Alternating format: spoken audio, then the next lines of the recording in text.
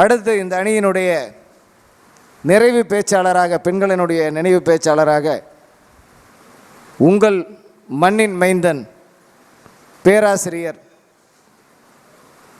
அன்பு சகோதரர் செந்தில்குமார் அவர்களை உங்கள் கரகோஷத்தோடு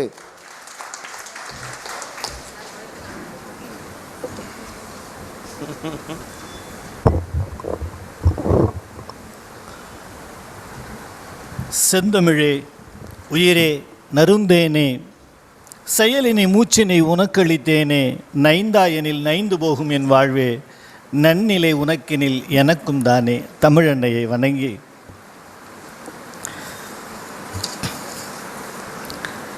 இந்த நிகழ்ச்சி தலைவர் ஐயா அவர்களுடைய தலைமையில் நடைபெற்று கொண்டிருக்கிறது. மனித தன்மையின் ஒட்டுமொத்த வடிவம், சற்றும் தலைக்கணமில்லாத கணம் பொருந்திய ஐயா அவர்களை நெஞ்சம் நிறைந்து வாழ்த்தி வணங்குகிறேன். விருதாசலம் வரலாற்றினை எழுதினால் அபிதா என்ற சொல்லை நீக்கிவிட்டு எவராலும் எழுதிவிட முடியாது. ஐயா அவர்கள் இந்த நிகழ்ச்சியினுடைய தலைவராக இருக்கிறார்கள். முக்கியமாக ஒருத்தரை சொல்லணும், நடுவர் ஐயா அவர்களை மன்னிக்கணும், எனக்கு கூடுதலாக 2 நிமிஷம் தரணும். இவங்களெல்லாம் கழுவி கழுவி ஊற்ற வேண்டியிருக்கு.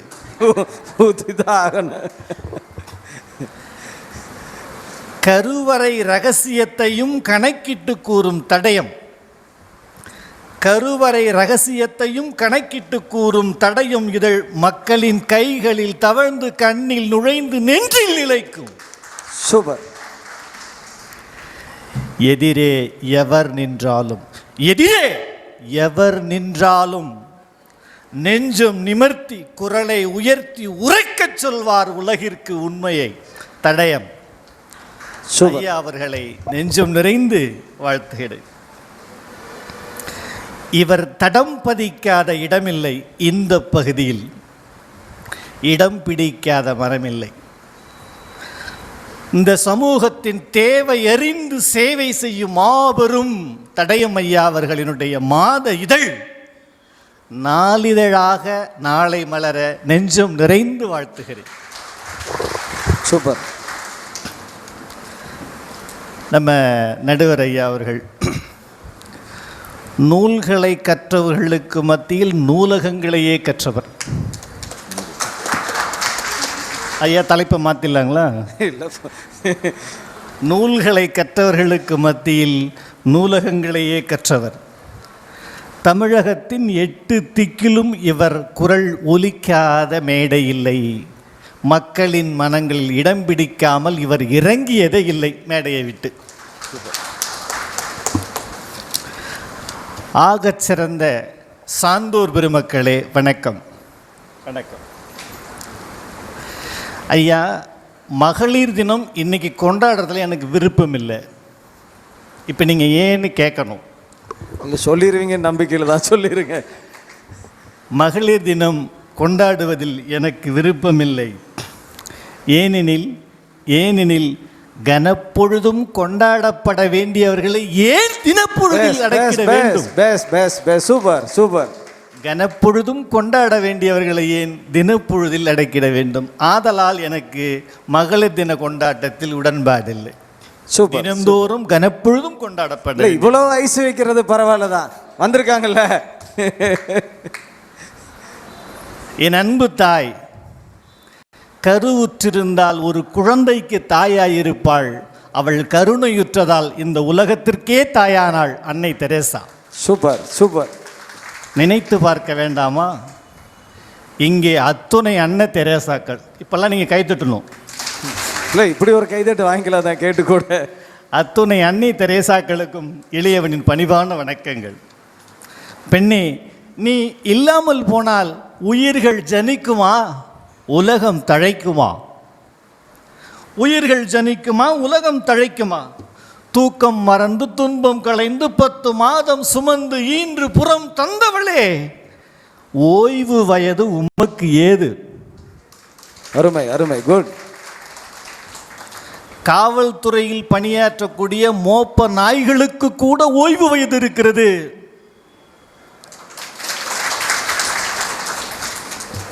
அருமை அருமை. பெண்ணாய் பிறப்பதே பெரும் பேறு. இவர்கள் இல்லை என்றால் ஏது மனித வரலாறு? இல்லை, அழுத்தி சொல்லும்போது நல்லா தான் இருக்குது. என்னென்னா இந்த பெண்களுடைய அந்த பவர் பாருங்க. இவர்களுக்கு இல்லை என்றால் வராருல்ல, அப்போ அது பெண்களை நினைக்கும் போது வேகம் வரத்தான் செய்யுது. மக்களுக்கு ஒன்று என்றால் மனம் கலங்கி நின்றிடுவாள். தனக்கு ஒன்று என்றால் தைலத்தோடு பணி தொடர்வாள். படுக்கையில் எப்போ விழுவாள் எப்போ எழுவாள் எவருக்கும் தெரியாது. படுக்கையில் எப்போ விழுவாள் எப்போ எழுவாள் எவருக்கும் தெரியாது. உறவினர் வந்தால் மகிழ்ச்சி தான், உறவினர் வந்தால் மகிழ்ச்சி தான். இவள் உறக்கத்திற்கு 2 மணி நேரம் வீழ்ச்சி. எந்த உறவினர்னு சொல்லிடலாமா ஐயா? எந்த உறவினர்னு சொல்லிடலாமா? நம்ம இவர் ஐயா பேசினார், ராஜன் அவர்கள் பேசினார். Offer என்னாரு, super என்னாரு. அவர் கோட்டு போட்டுட்டு இருக்கும்போதே எனக்கு கொஞ்சம் டவுட்டு. அவர் சொன்னார், கல்லானாலும் கணவன், புல்லானாலும் புருஷன். ஐயா, அதுக்கு அர்த்தம் அது இல்லை. கள்வன் ஆனாலும் கணவன், புழுகன் ஆனாலும் புருஷன்.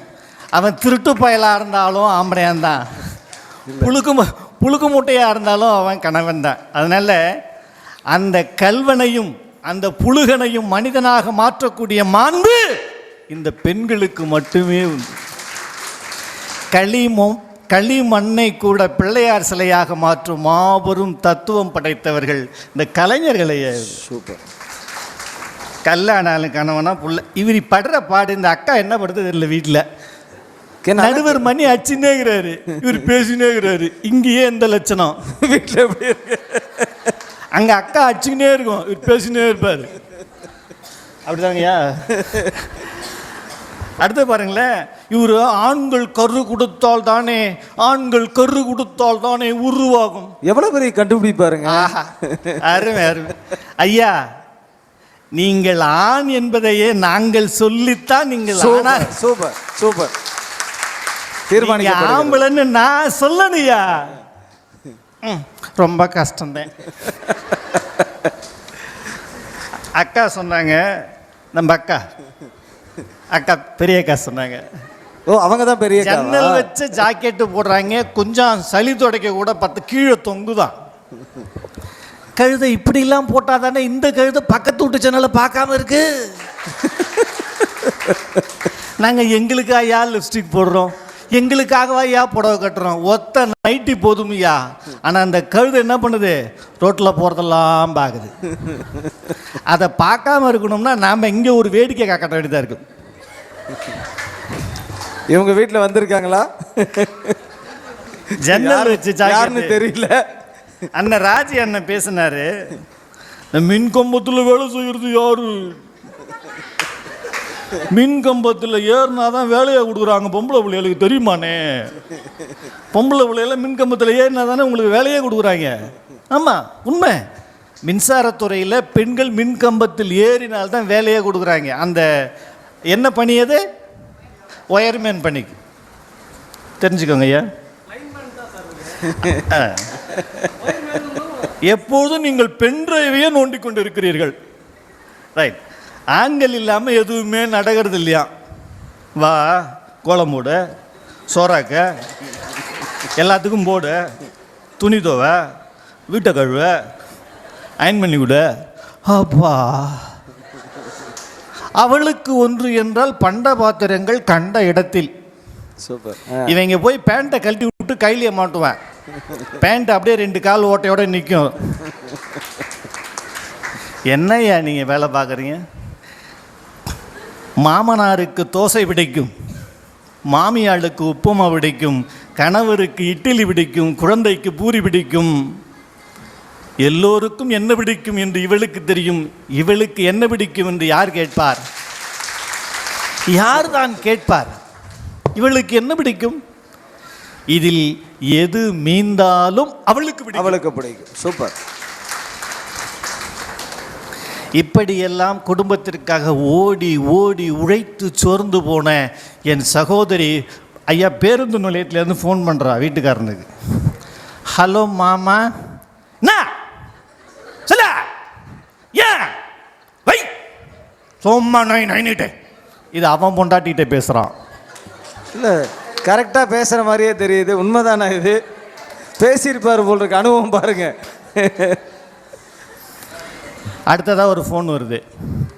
ஹலோ மேடம், நல்லா இருக்கீங்களா மேடம்? சார் கொஞ்சம் வேலையாக இருக்கீங்களா சார்? ஐயோ, நீங்கள் ஃபோன் பண்ணி நான் என்ன மேடம் வேலையாக இருக்கு? With my pleasure. பேசுங்க மேடம். அடுத்தவன் பொண்டாட்டிகிட்ட பேசுகிறான்னு அர்த்தம். இல்லை, எப்படியெல்லாம் பாருங்க, அனுபவம் பாருங்க. ஒன்றை புரிந்து கொள்ள வேண்டும். தாத்தாவிடம் கேட்டேன். தாத்தா சொன்னார், நான் வைக்கோல் வியாபாரத்துக்கு போவேன். அந்த வைக்கோலை ஏற்றிட்டு போகிற வண்டியில் நிறைய நெல்லெல்லாம் கிடக்கும். அதை சேர்த்து கொண்டாந்து என் பொண்டாட்டிகிட்ட கொடுப்பேன். நான் தூங்கிடுவேன் வியாபாரம் பண்ண அசதியில். அவள் எப்போ என்ன பண்ணுவான்னு தெரியாது. இரவே அதை குத்தி சோறாக்கி காலையில் நான் வியாபாரத்துக்கு போகும்போது சோத்து மூட்டையை கொண்டாந்து என் கையில் கொடுப்பேன். அவ்வளோ கஷ்டம். நான் 11 ரூபா சம்பாரிச்சிட்டு வருவேன். அவள் பாலையும் தயிரையும் விற்று மாடு மேய்த்து 15 ரூபாய் சம்பாதித்து என்னிடம் கொடுப்பாள். ஆனாலும் என்னையே அவள் கொண்டாடுவாள். அவளிடம் நான் கேட்டேன், என் மனைவியே உனக்கு என்ன வேண்டும்? அவள் சொன்னாள், ஒன்றும் வேண்டாம் ஐயா, இந்த பொட்டோடையும் பூவோடையும் உனக்கு முன்னாடி நான் போயிட்டேன்னா போதும். Super super. பாட்டி படுக்கையில் விழுந்து விட்டாள். கரங்களை இறுக்க பிடித்து கொண்டார் தாத்தா. எதுவும் பேசுவதற்கு வார்த்தை வரவில்லை பாட்டிக்கு. அவள் சொன்னாள், நான் இறந்து போவதை நினைத்து வருந்தவில்லை, உன்னை யார் பார்த்து கொள்ளுவார்கள் என்று இந்த சிரமமே என்னை மிகவும் வேதனையில் ஆழ்த்துகிறது. பிரிந்து விட்டாள்.